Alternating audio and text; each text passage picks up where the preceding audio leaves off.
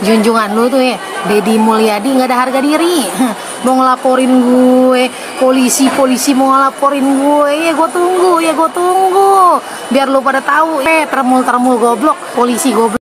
Saya sendiri sangat geram dengan ibu ini. Saya malas menyebut namanya siapa ya. Ibu ini bagi saya udah pantas diseret ke polisi ya. Udah banyak deliknya ini untuk menjebloskan dia ke polisi. Saya hanya kasihan sama keluarganya. Saya kasihan sama kerabat-kerabatnya, sama anak ibu ini, sama saudara-saudaranya, sama teman-temannya. Saya kasihan banget. Jadi dengan adanya video ini mohon disebarkan supaya video ini viral ya. Agar tidak ada lagi orang-orang yang tidak tahu diri seperti ibu ini. Menghina kepolisian lah. Polisi ini itulah, saya gak mau nyebutnya. Menghina KDM, nyebut apa itu pungli dan sebagainya. Dan kita dianggap juga termul ya. Padahal saya bukan termul. Astagfirullah. Dan saya lihat memang tipikal-tipikal orang yang seperti itu, yang mungkin orang lain kira itu kritik, padahal itu bukan. Itu namanya nyinyir, bahkan menghina. Itu bukan kritik, bukan. Itu gak masuk kepada kebebasan berpendapat, enggak. Itu merusak cara berpikir, merusak generasi muda. Cara berpikirnya gak seperti itu loh. Kalian tahu lah karakter seperti itu anak siapalah. Orang Jakarta itu. Udah diteliti ya. Sekali lagi saya sarankan agar ibu ini diseret saja ke polisi ya. Banyak buktinya ya. Deliknya udah jelas. Bahkan ada beberapa toko. Saya akan tampilkan satu toko aja yang menyebutkan bahwa ibu ini memang sangat layak masuk ke penjara atau diseret polisi. Bahkan ibu ini adalah tipikal orang yang sama dengan kelompok itu ya. Nah, agar tidak penasaran, langsung saja kita tonton pada video berikut ini. Cekidot.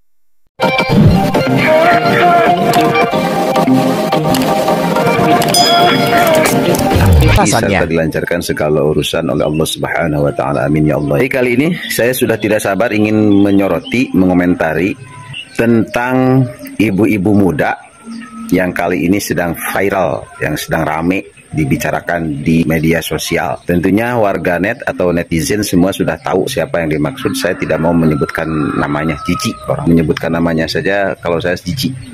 Yang pasti dia memiliki akun Rakyat Jelata 80 ya.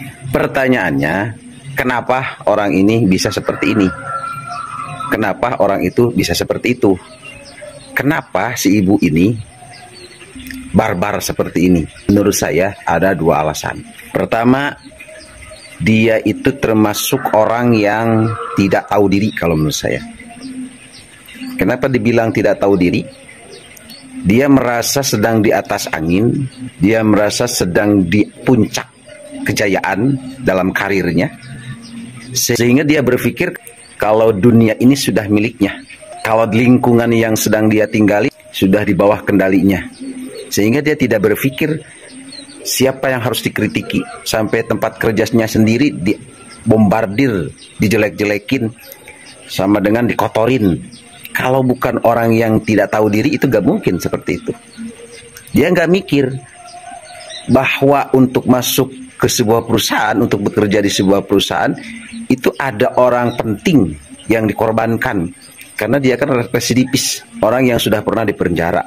Tentunya untuk masuk ke sebuah perusahaan itu mengandalkan orang penting yang melupakan harga dirinya hanya untuk memasukkan dia agar dia bisa bekerja. Makanya saya bilang, saya yakin orang ini orang yang tidak tahu diri, merasa di atas angin, merasa hebat sendiri, padahal itu justru akan menghancurkan dirinya sendiri.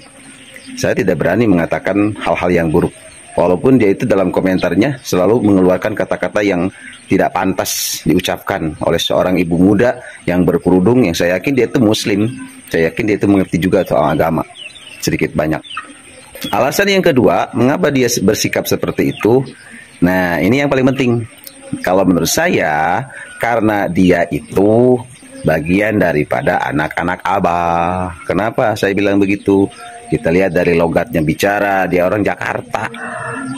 Dari caranya memframing seseorang, saya yakin dia itu bagian daripada anak-anak Abah.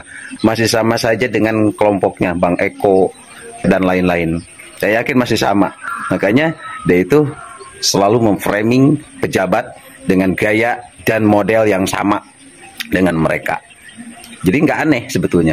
Sepertinya merasa ketakutan kalau junjungannya itu akan merosot, akan kalah oleh Pak Deddy Mulyadi khususnya. Saya sudah sering bilang, kita itu bukan kelompok yang tidak suka kritikan. Saya juga suka mengkritik.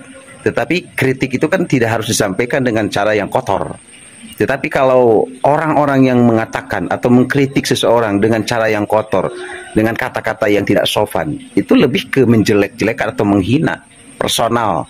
Maka ini harus dihindari. Siapapun dari kita tidak boleh mengeluarkan kritikan dengan cara yang kotor, dengan kata-kata yang kasar, kata-kata yang tidak sopan. Kita tetap harus bijak. Bukankah kita pernah bersekolah?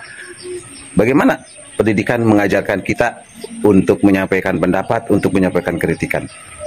Sekali lagi, kami tidak anti kritik. Secara pribadi saya tidak anti kritik.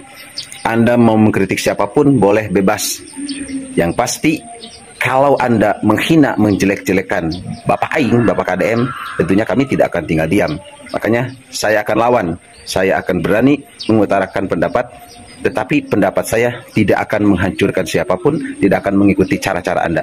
Yang pasti kita harus hati-hati bahwa mereka-mereka ini, termasuk si ibu muda ini, anak-anak abah yang merasa ketakutan kalau Pak Deddy Mulyadi ini akan menjadi Presiden RI 2029. Padahal Pak Deddy mah nggak mikir-mikir ke arah sana. Itu ya alasan. Jadi dua alasan inilah yang kemudian memicu orang ini berbuat barbar seperti itu. Bagaimana menurut kalian? Setuju atau tidak? Silahkan komentar. Sekian saja untuk pagi ini. Assalamualaikum warahmatullahi wabarakatuh. Wah, ngeri banget ya ibu-ibu ini. Nah, jadi intinya begitu ya. Ibu-ibu ini bisa kita lihat ketika dipecat oleh bosnya juga. Ibu-ibu ini sangatlah bersikeras, bahkan menantang ya. Nada bicaranya seolah menantang bosnya. Udah jelas itu menantang ya. Kemudian dilihat dari logat bicaranya itu sama dengan kelompok apa yang tadi dijelaskan oleh tokoh yang satu ini ya. Kelompok Abah mungkin ya, bukan berarti anak buah Abah, bukan, tapi kelompok Abah dalam artian mungkin dari Jakarta ataupun dari kelompoknya memang secara karakter mirip-mirip lah. Tapi kalau Abah sendiri bagus sih, argumennya banyak yang bagus. Tapi ketika berdebat itu sering mengkerdilkan lawannya, terlalu begitulah, bukan karakter-karakter Indonesia lah ya. Sekali lagi saya hanya ingin wanita ini sadar.